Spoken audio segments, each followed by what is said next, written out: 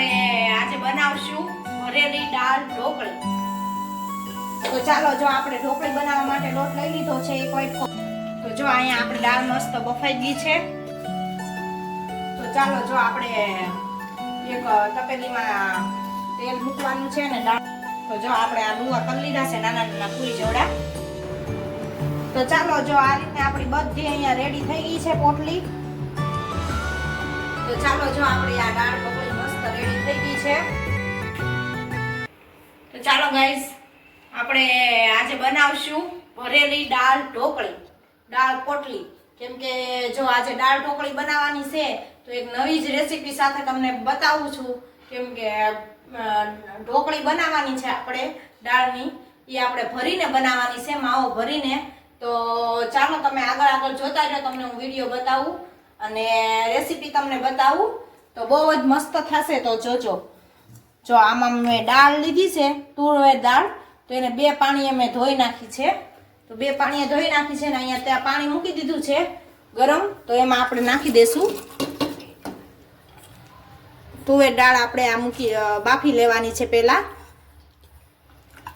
એ આપણે તમારે જેટલી માપ જેટલી બનાવવી હોય એ પ્રમાણે માપ લેવાનું।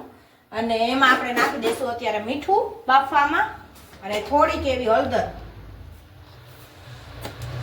બાફવામાં મીઠું એડ કરશું અને થોડીક એવી હળદર નાખશું અને બાફી લેવાનું।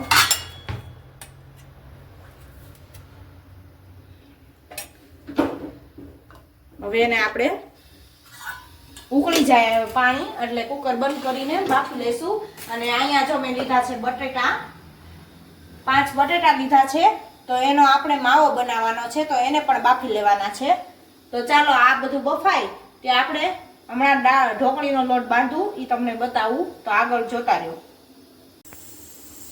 તો ચાલો જો આપણે ઢોકળી બનાવવા માટે લોટ લઈ લીધો છે, એક વાટકો ઘઉંનો લોટ લીધો છે અને 3 ચમચી લીધો છે ચણાનો લોટ। તો હવે એમાં નાખ્યું આપણે મીઠું, સ્વાદ પ્રમાણે મીઠું નાખશું અને નાખશું મસાલો બધો કરશું હવે અંદર। જે લાલ ચટણી નાખશું, થોડીક ધાણા જીરું અને હળદર અને થોડોક એવો આપણે નાખશું ગરમ મસાલો।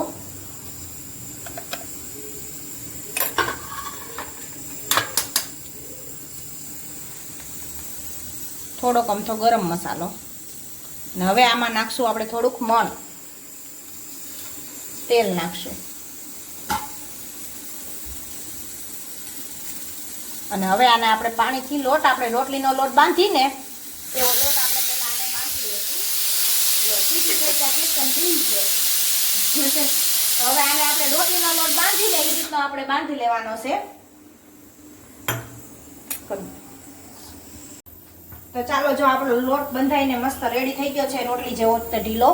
અને હવે આને આપણે થોડીક વાર માટે ઢાંકીને રાખી દેશું અને ત્યાં સુધીમાં આપણી દાળ બફાઈ જાય, પછી એનો બટેટાનો માવો બનાવવું એ તમને આગળ બતાવું। તો જો અહીંયા આપણી દાળ મસ્ત બફાઈ ગઈ છે અને હવે એમાં બ્લેન્ડર ફેરવી દેશું અને પાણી હજી એડ કરશું, કેમ કે આ ઢોકળી આવશે એટલે ઘાટી જ થઈ જશે। અને જો આ બટેટાનો માવો લઈ લીધો છે, બટેટા બફાઈ ગયા છે અને એમાં નાખવાનું છે। હવે એનો મસાલો બનાવવાનો છે, તો તમને બતાવું ચાલો। તો જો એમાં મેં આદુ મરચાંની પેસ્ટ લીધી છે, એમાં નાખશું આપણે આદુ મરચાંની પેસ્ટ।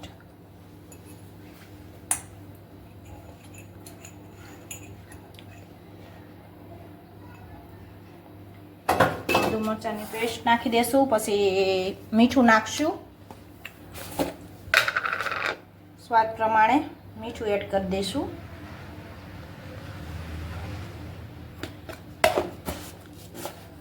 પછી નાખશું બધો મસાલો આપણે,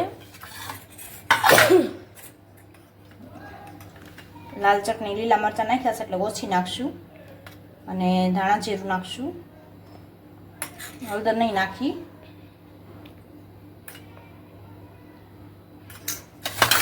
અને ધાણા ભાજી નાખવાની છે।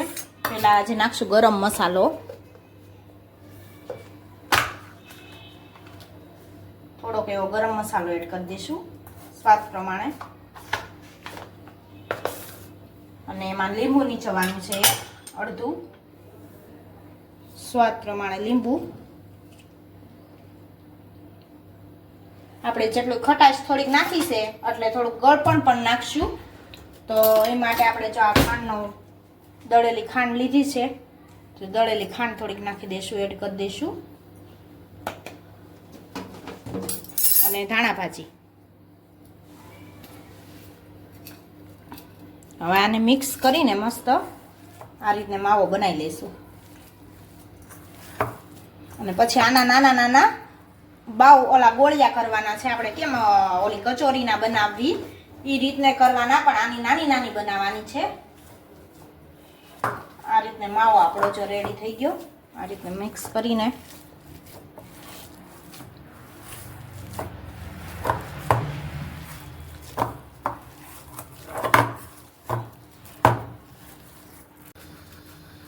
તો ચાલો જો આપણે એક તપેલીમાં તેલ મૂકવાનું છે અને દાળનો વઘાર કરવાનો છે. અને જો આપણી ગોળીઓ અહીંયા રેડી થઈ ગઈ છે. અને હજી આપણે એમાં ઢોકળી ઢોકળી વણવાની છે અને પછી એમાં પૂરવાની છે. એ તમને આગળ રેસીપી બતાવીશ. પહેલાં જો આપણે વઘાર કરી લઈએ દાળનો, એટલે દાળ થોડીક ઉકળે તે આપણી આગળ બની જાય. એટલે ચાલો જોતા રહ્યો તમે. જો પહેલાં એમાં તેલ લીધું છે 2 પાવડા તપેલીમાં. તેલ આવી જાય એટલે નાખશું રાઈ જીરું.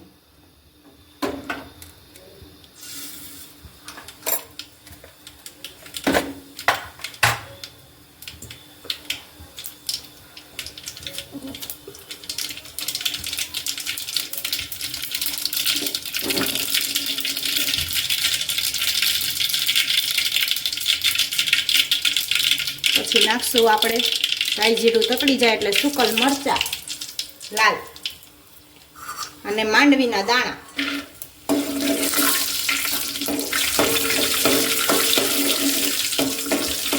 માંડવીના બી નાખી દીધા છે અંદર.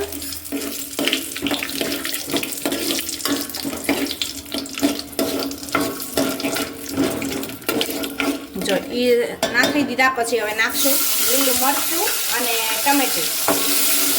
આ દાળનો વઘાર કરવા માટે છે. એ સરસ ચડી જાય ટમેટું ને મરચું એટલે પછી આપણે દાળ એડ કરશું. નાખી દેશું લીમડો મીઠો.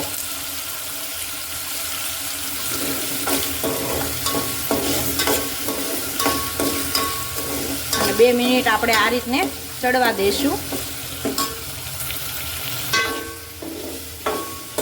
તો ચાલો આપણે મસ્ત ચડી ગયું છે જો ટમેટું અને મરચું ને બધું આપણું સિંગના દાણા ને બધું મસ્ત ચડી ગયું છે તેલમાં. તો હવે એમાં આપણે દાળ નાખી દઈશું અને પછી બધો મસાલો કરશું. તો દાળને જો આ રીતની આછી જ રાખવાની છે. એટલે હજી ઢોકળી આવશે ને એટલે આપણી ઘાટી થઈ જાય દાળ. એટલે દાળ આછી છે ને તો એ વાંધો નહીં આવે. હજી આપણે આમાં ઢોકળી ચડવા દેવાની છે એટલે ઉકાળવાની છે. હવે એમાં આપણે મસાલો કરશું. ધાણા જીરું નાખશું. હળદર તો આપણે બાફવામાં નાખી હતી એટલે સેજ જ નાખશું. અને લાલ ચટણી થોડીક નાખશું. બસ તમારે જેવી તીખી ખાવી હોય એ રીતને ચટણી નાખીએ કો દાળમાં. અને મીઠું બાફવામાં નાખ્યું હતું તો આપણે થોડુંક અત્યારે એડ કરશું. પછી સ્વાદ પ્રમાણે ચાખીને નાખીએ કાંઈ. અત્યારે આટલું આપણે નાખી દઈશું.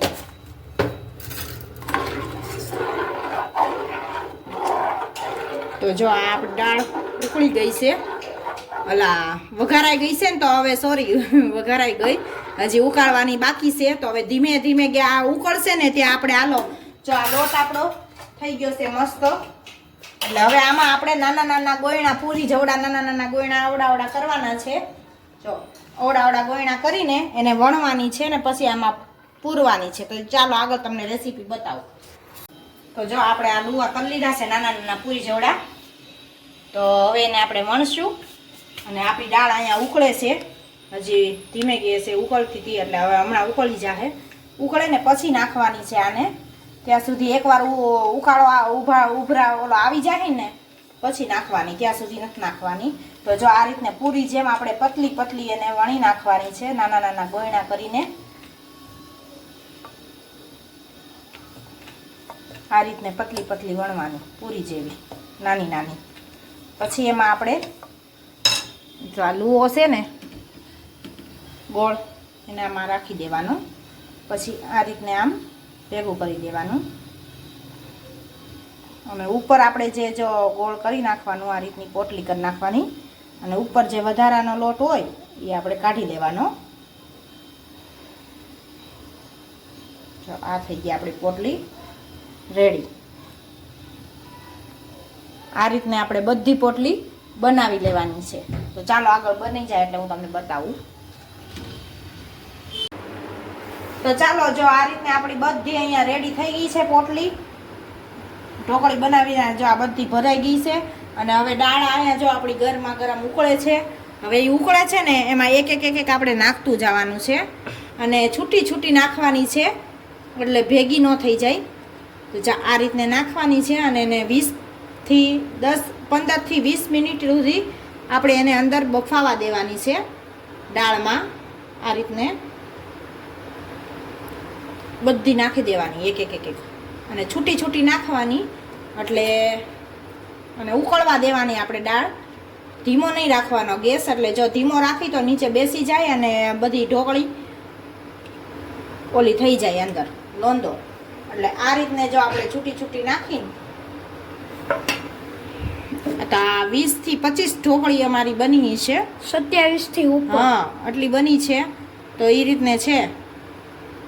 તમે થોડોક લોટ બાંધો ને તોય વધારે થઈ જાય. એક થોડોક જ લોટ બાંધવાનો, નાનો એવો વાટકો લ્યો ને તમે તોય તમારે ઘણી પોટલી બને. જો આપણે આ બધી નાખી દીધી છે. હવે એને 15 થી 20 મિનિટ આમનામ બફાવા દેવાની છે અંદર ને અંદર. અને એમાં આપણે જો થોડુંક અમથું ગળ પણ એડ કરી દઈશું, થોડુંક અમથું સ્વાદ પ્રમાણે ગળ પણ એડ કરશું દાળમાં એટલે એનો ટેસ્ટ સારો આવે. તો ચાલો જો આપણી આ દાળ ઢોકળી મસ્ત રેડી થઈ ગઈ છે, તૈયાર થઈ ગઈ છે.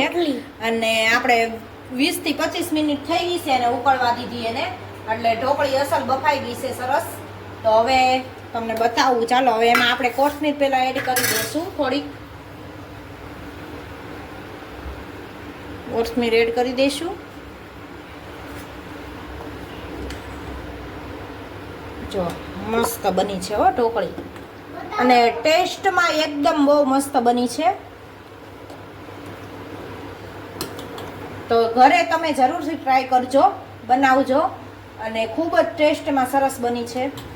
ઓલી ઢોકળી તમે દાળ ઢોકળી બનાવો ને એ જ રીતને તમે આ એની કરતાં અલગ છે અને સરસ બનશે અને લાગશે પણ, ભાવશે પણ, છોકરાઓને બહુ મસ્ત લાગશે. તો ચાલો આપણી રેસીપી અહીંયા પૂરી થઈ ગઈ છે. તો ચાલો આવી જાઓ દાળ ઢોકળી ખાવા. અને જો અમારો વિડીયો તમને ગમ્યો હોય તો લાઈક કરો, અમારો વિડીયો તમને ગમ્યો હોય તો લાઈક કરો, શેર કરો ને સબસ્ક્રાઇબ કરો.